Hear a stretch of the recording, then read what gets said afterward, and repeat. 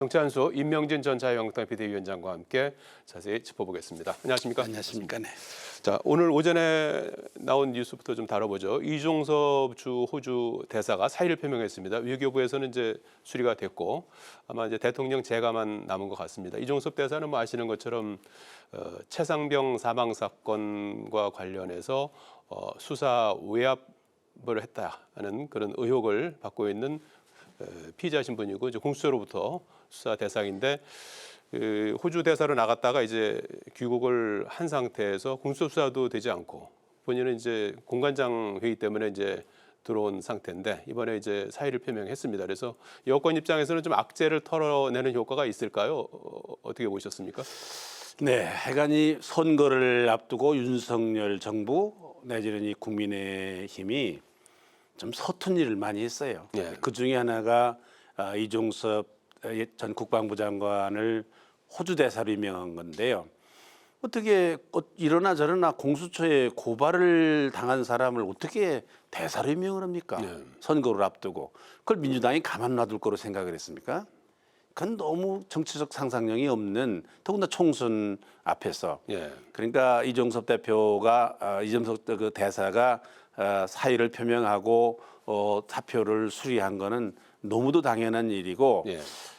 이제 많이 표를 까먹었죠. 예. 예. 그럼에도 불구하고 어떻든 지금 사표를 수리한 거는 만시지탄이라고 생각을 합니다. 뭐 예. 이제 야당이 공격하는 이제 공격 목표가 하나 사라졌다고 봐야 되겠죠. 예. 네. 그러면은 좀 이제 지지율 반등에도 어느 정도 좀 영향을 미칠 조금 수 도움이 있을까요? 되겠죠. 그러나 그렇습니까? 예. 그것 때문에 잃어버린 표를 다시 찾아오는 건 상당히 어려울 거로 생각합니다. 예, 미련한 짓을 했죠. 뭐. 예, 네. 그거는 이제 한번 어떻게 되는지 추이를 네. 같이 네. 한번 살펴보기로 하고요.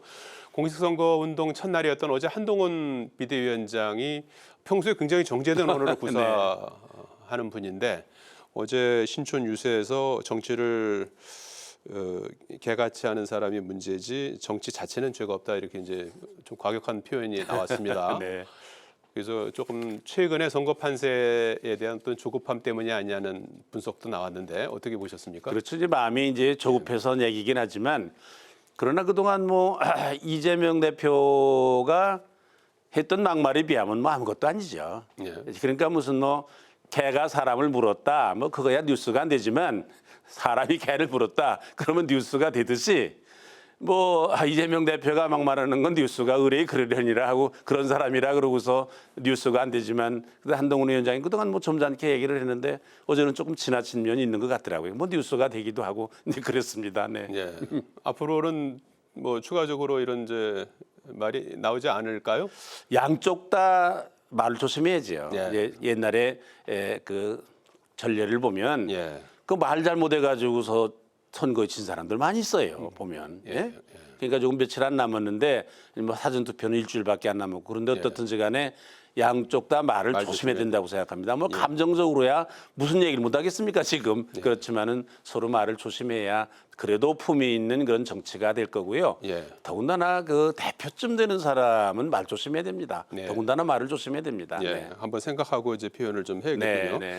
자, 한 위원장이 어제 유세 중에 가장 많이 나온 단어가 바로 범죄자였습니다. 네. 그래서 최근에 이제 부쩍 많이 꺼내들고 있는 것이 이제 이재명 조국 대표를 겨냥해서 네. 2조 심판론을 꺼내들었습니다. 네. 총선을 앞두고 2조 심판론 어떤 영향을 미칠 거라고 보시는지요?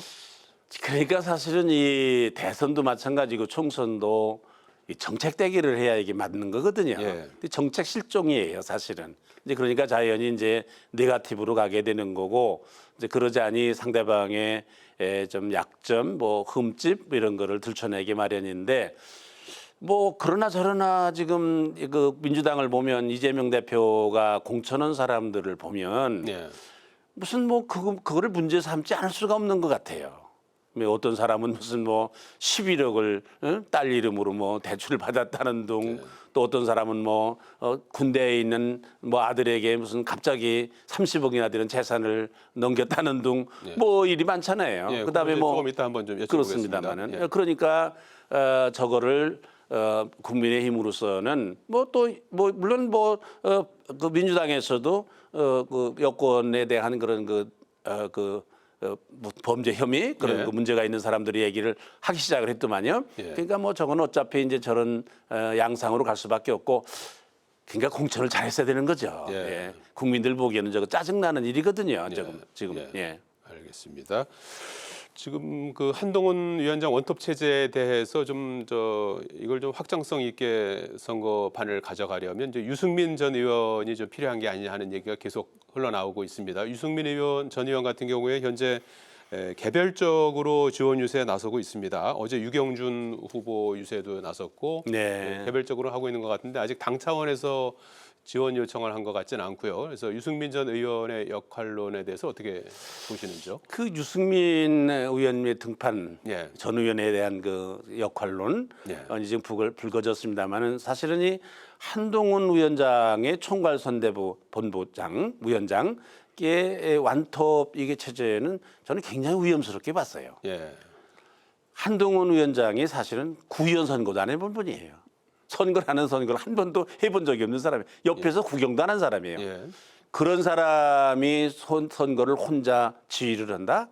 그거는 상당한 위험성이 있는 일이고 저건 선거를 잘 모르는 사람이다. 나는 그렇게 생각을 했어요. 예. 선대위원장은 사실은 민주당 보세요. 뭐 이해찬 전 의원도 모셔다 놓잖아요. 예. 뭐 그분은 보니까 뭐 총리까지. 건강도 좋지 않은데 앉아 있잖아요. 또 김부겸 총리 같은 사람도 데려다가 놨어요. 민주당이 그러잖아요. 예. 그러면은 사실은 옛날에 여권은 상당히 단순했는데 구조 자체가 예. 지금은 이제 이 보수 세력이라는 이거 여권은 상당히 분파적이에요. 예. 최소한도 세 분파로 나뉘어졌어요. 이 박근혜 대통령 탄핵 후에 옛날 같질 않아요. 예. 그러니까 이 여권을 다 아우르기 위해서는 선대위원장을 상당히 다양하게 구성을 했어야 되는 거예요. 예. 그런데 이제 그거를 못했거든요. 근데 뭐 유승민 전 의원도 그 중에 한 사람이기는 하죠. 예. 그러나 사실은 유승민 전 의원을 등판시키는 거는 지금 상황에서 등판시키는 거는 그 거부 반응도 상당해요. 예, 지금 유승민 의원에 대해서 보수 세력에서 그거는 사실은 저는 얻는 것보다는 잃는 게 훨씬 더 많다고 생각해요. 예. 이승민 의원의 역할을 줘야 된다는 주장을 하는 사람들을 보면 뭐 대개 그쪽에 있었던 사람들이기 때문에 저거는 상당히 그 하는 것보다는 안 하는 게 좋다. 저는 그 생각을 합니다. 개인적으로 가서 지원하는 건 전 좋다고 생각합니다. 예. 전체적으로는 좀 스피커를 좀 늘릴 필요는 있는데 네, 유승민 유승민 전 의원은 의원은 아니다. 이런 말씀. 저는 그렇게 생각해요. 네. 예. 추가로 좀 더 보강을 한다 그러면 누가 더 사실은 저게 지금 보면 국민의힘에 어른이 없어요. 예. 민주당에 보면 또 어른이 있잖아요. 이해찬 전 대표 같은 분들, 김부겸 전 총리 같은 분들이 있잖아요. 선대위원회에. 근데 뭐 저거 국민의힘 보면 아슬아슬해요. 예. 장동혁 무슨 사무총장 실무적으로 선거를 총치위해서 국회의원 된 지 1년도 안 된 사람이에요. 예. 그런데다가 선거 한 번도 치러보지 않은 한동훈 대표 혼자 저거 총선을 지휘한다? 예. 저게 참 위험스럽게 짝이었거든요, 저게. 이제 그래서 사실은 저게 선거의 경험도 있고 예. 또 뭐 경륜도 있는 이런 분들이 좀 참여를 하는 게 좋겠다고 생각하는데 너무 늦었죠? 예. 네. 뭐 공동선대위원장이 지금 있긴 있죠. 나경원, 뭐 안철수. 그분들은 뭐 자기 지역구 선거에 정신없는 사람들이죠. 예. 이제 그러니까 사실은 전체적인 선거를 전국적인 그런 면에서 지휘할 만한 사람이 지금 없잖아요. 예, 국민의힘. 조금, 이게 참 큰 문제예요, 국민의힘에. 알겠습니다. 네. 자, 민주당 이재명 대표 발언 논란도 앞서 간단히 좀 언급을 하셨는데 이제 계부 계모에 비례한 발언이 있습니다. 윤 정부는 의붓 아버지 같다, 뭐 매만 때리는 뭐 팥쥐엄마 계모 팥쥐엄마 같다 이제 이런 표현. 이거는 이제 재혼 가정 비하 논란이 네. 있고요. 중국 관련해서 쎄쎄 발언. 네. 중국에서 SNS 상에서 또 상당히 호응이 있어갖고 네. 또 국내에서는 또 논란이 있기도 했는데 말이죠. 이런 발언은 어떻게 보셨습니까? 이재명 대표는 좀 흥분한 것 같아요. 200석 가까이 간다니까. 그냥 막 얘기를 하는 것 같은데 네. 야당 대표, 더군다나 뭐 다수당이 된다고 그러는 좀 기대를 가지고 있는 야당 대표로서는 상당히 발언을 좀 절제할 필요가 있어요. 예. 좀 우리 국민들에게 일부지만 상처를 주면 안 되는 그런 그 상처를 주는 말을 해서는 안 되죠. 네. 더군다나 이 중국에 대해서 쇠쇠 발언은 이거는 사실은 외교적인 문제 아닙니까? 국가 외교적인 문제인데 예. 그 제1야당의 대표 현재로 또 앞으로도 뭐 제1야당의 대표가 될 사람인데 저 사람이 저렇게 생각 없는 발언을 하면은 저 외교적으로도 큰 문제가 될 거다. 저는 그렇게 생각해서 큰 걱정을 하고 있어요. 뭐 선거에 이기고 지고의 문제가 아니라 저런 정당, 저런 분이 대표로 있는 정당의 예. 분이 저런 말을 하면 예. 이제 국민 통합이라든지 여기도 문제가 있는 거고 특별히 외교적으로 큰 문제가 있다 그렇게 생각이 들더라고요. 예, 네. 한 말씀 한 네. 말씀 이제 좀 더 조심하리라 생각이 되고요. 앞서 말씀하신 대로 이제 그 부동산 투기 의혹도 네. 선거 막판에 또 쟁점으로 조금 거론이 되고 있습니다. 우선 민주당 그 공영훈 후보 같은 경우에는 20대 아들에게 이제 뭐 30억대 그 아파트 저기 다세대 주택을 갖다가 이제 증여한 거, 이 논란이 이제 휩싸여 있고요. 양문석 후보 같은 경우에는 대학생 딸에게 이제 뭐 11억대 연끌 대출 논란이 있고, 국민의힘은 이제 이수정 후보가 이제 서초구 용산구의 아파트와 상가 여러 채를 갖고 있는 이 부분이 논란이 되고, 장진영 후보 같은 경우에는 양평 땅 투기 의혹이 제기됐습니다. 이제 네. 여야 부동산 투기 의혹이 제기된 상황인데 이건 어느 정도 기준에서 봐야 될까요? 저는 이렇게 생각합니다. 우리가 자본주의 사회 아니에요? 그러니까 돈 많은 게 무슨 제일 수가 없어요. 그러나 문제는 그 돈을 어떻게 가지게 되느냐라는 그 과정의 문제죠. 예. 과정이 정당해야 되는 거 아니에요? 뭐 이수정 후보 같은 경우에 하는 얘기를 들어보니까 예. 뭐 자기는 당당하게 아니 뭐 세금 내고 돈 벌었는데 무슨 집을 가졌는데 그게 무슨 문제가 되느냐?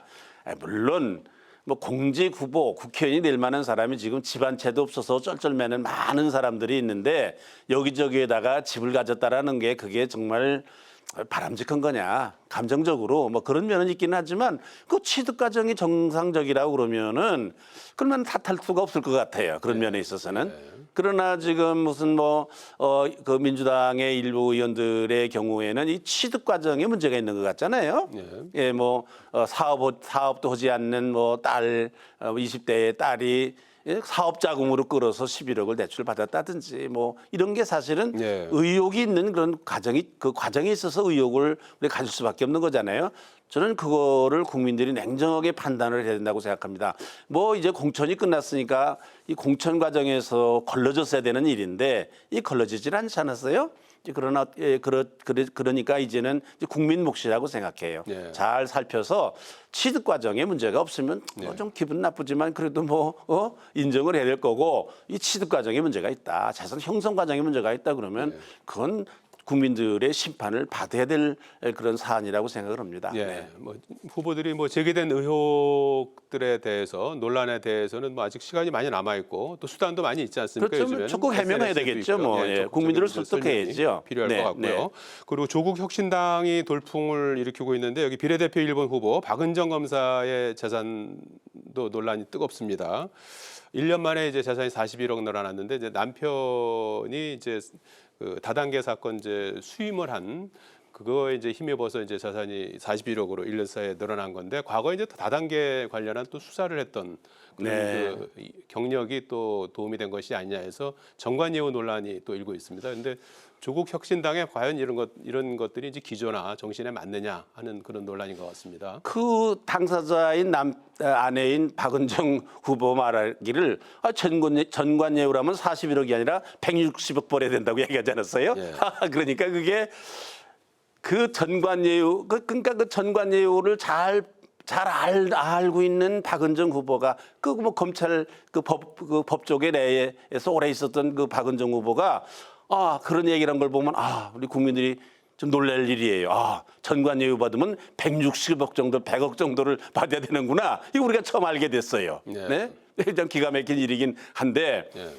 이게 제가 어떤 방송을 제가 들으면서 깜짝 놀랐습니다. 뭐 여기에도 늘 출연하셨던 그 유인태 예. 전 그 사무총장, 국회 사무총장이 이거 조국 신당에 대해서 얘기하는데 그 조국이라는 사람이 그 신당을 창당한 건데 미친 짓이다 이러더라고요. 난 깜짝 놀랐습니다. 이게 사실은 민주당의 원로신데, 예?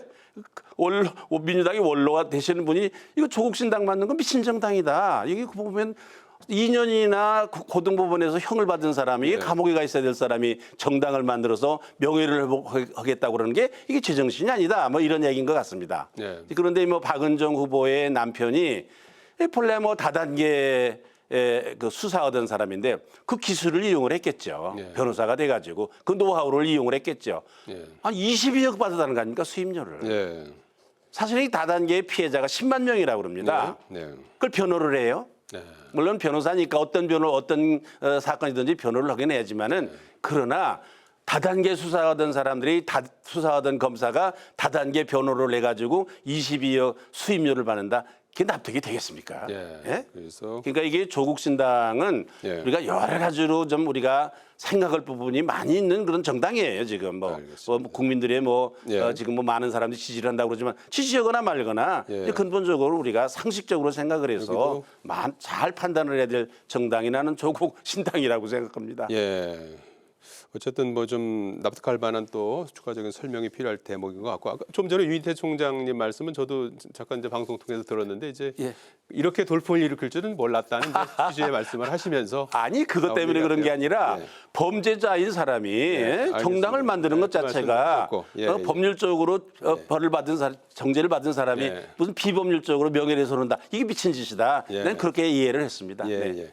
자, 이번 주에 이슈가 됐던 선거 공약을 끝으로 좀 짚어봐야 될 것 같습니다. 그 국민의힘은 국회를 세종시로 완전히 이전하겠다 이런 이제 공약을 내놨습니다. 이제 부분적으로 이제 이전하는 안은 이제 추진 중이었는데 완전히 이전하겠다. 민주당은 기본소득 무상교육을 담은 5대 공약을 내놨고요. 그에 앞서서 국민의힘은 이제 금투세 폐지 그리고 민주당은 또 1인당 25만 원의 지원금을 이제 제공하는 것을 공약으로 내걸기도 했습니다. 그래서 여야의 어떤 정책 공약 대결은 어떻게 지금 평가하시는지요? 너무 늦었죠. 지금 그 얘기가 기회도를 국민들이 몇이나 되겠습니까? 네. 아니 지금 뭐 대선도 아닌데 무슨 국회를 무슨 뭐 세종시로 옮긴다. 아니 그러니까 내가 투표를 바꿔야 되겠다. 마음을 바꿔먹는 사람 민주당이 저런 공약을 했으니까 뭐 내가 좀 바꿔먹어야 되겠다 이름을 저는 이제 공약 대결로 사실 정책 대결로 총선이 가야 되는데 네. 이제 뒤늦게 저런 얘기를 하게 되니까 저게 얼마나 실효성 있는 공약이 될까, 네. 얼마나 국민들에게 유권자들에게 영향을 미칠까 저는 그런 생각을 했습니다. 네. 예, 총선용이다 이렇게 네, 이제 네. 보시는 거군요. 하여간 뭐 총선 이후에도 하여간 국민들께서 쭉 한번 지켜보셔야 될 공약들인 것 같습니다. 오늘 말씀 여기까지 듣겠습니다. 네, 고맙습니다. 감사합니다.